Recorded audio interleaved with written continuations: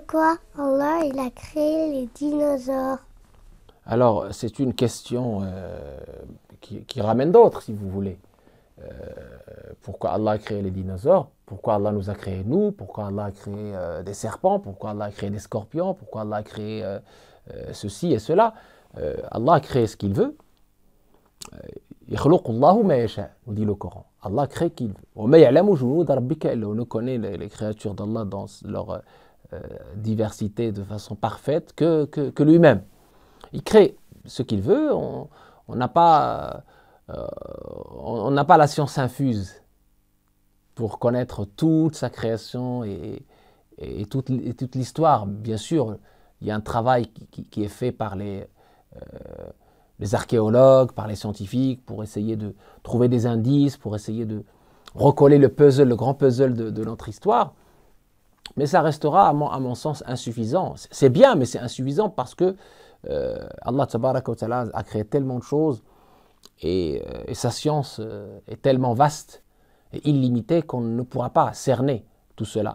C'est pour ça qu'on ramène toujours cette qualité de l'humilité qui est très importante. Allah a créé les dinosaures comme il a créé toutes les créatures pour l'adorer, pour le louer, pour le glorifier. Il les a créés, il a assuré leur subsistance. C'est lui qui assure la subsistance de toutes ces créatures. Nous dit le Coran. Donc il assure la subsistance de toutes ces créatures en toute bienveillance. Et il nous a créés, nous, pour l'adorer aussi, pour le glorifier, pour lui obéir. Je n'ai créé les djinns et les humains que pour m'adorer. Ibn Abbas dit, surnommé l'interprète du Coran, m'adorer c'est me connaître. Connaître Allah pour mieux l'adorer, pour mieux l'aimer. Connaître Allah à travers ses signes et notamment à travers ses créatures. Donc, ces dinosaures, comme toutes les créatures d'Allah, Allah les a créés certainement pour des raisons, mais d'abord et avant tout pour l'adorer, d'abord et avant tout pour qu'elles soient des signes de sa toute-puissance, de sa grandeur, de sa majesté, et du fait que c'est lui, le roi des rois, et qui est celui le tout-puissant. Il les a créés et il les a fait périr.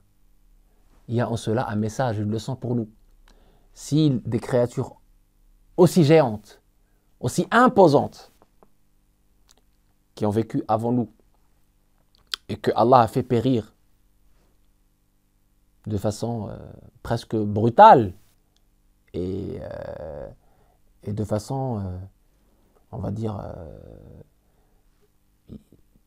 parfois inexplicable. Il y en a qui disent que c'est des météorites, il y en a qui disent... C'est pour nous donner aussi ce message très clair. Attention, ce n'est pas vous qui gouvernez. Vous êtes des serviteurs. Je suis votre Seigneur. Adorez-moi. Suivez mon chemin. Soyez gentils avec votre prochain. Aimez pour votre prochain ce que vous aimez pour vous-même. Comme le dit le prophète sallallahu alayhi wa sallam, nul n'est véritablement croyant s'il n'aime pas pour son prochain ce qu'il aime pour lui-même. Essayez de semer, de construire des belles choses autour de vous. Essayez de faire que cette terre soit une terre de paix. Essayez de faire le bien autour de vous. Essayez de laisser, après votre départ, une belle empreinte. Parce que, voyez-vous, avant vous, il y a eu des générations de créatures. Des créatures très imposantes. Et malgré cela, ils n'ont pas duré. Ils ont été éphémères. Donc prenez-en leçon. Et donc vous-même, vous allez disparaître de cette terre un jour. Chacun disparaîtra de cette terre un jour. Personne n'est éternel. Il n'y a que Dieu, Allah tabaraka wa ta'ala, qui est éternel.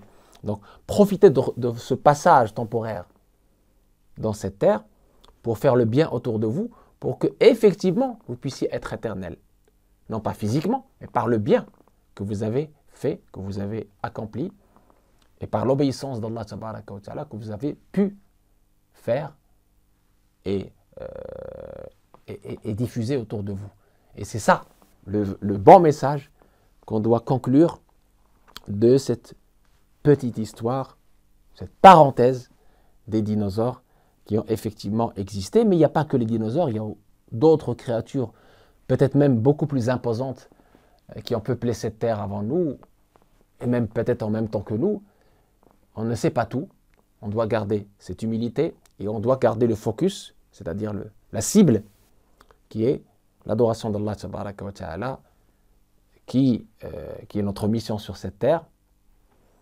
Et la conséquence de cette adoration d'Allah tabaraka wa ta'ala, c'est l'i'mar, c'est-à-dire semer le bien autour de nous, construire ensemble, autour de l'idéal commun, autour des valeurs communes, autour des valeurs universelles qui nous réunissent, pour que demain, quand je ne serai plus de ce monde, je dirai, je suis fier de ce qui a été accompli, et je ne regrette rien. J'ai fait ce que je pouvais de bien autour de moi, et si je rejoins le Seigneur, j'ai laissé derrière moi une empreinte éternelle qui va justement me servir dans l'au-delà pour me rapprocher d'Allah et pour être dans les plus hauts degrés du paradis, Inch'Allah.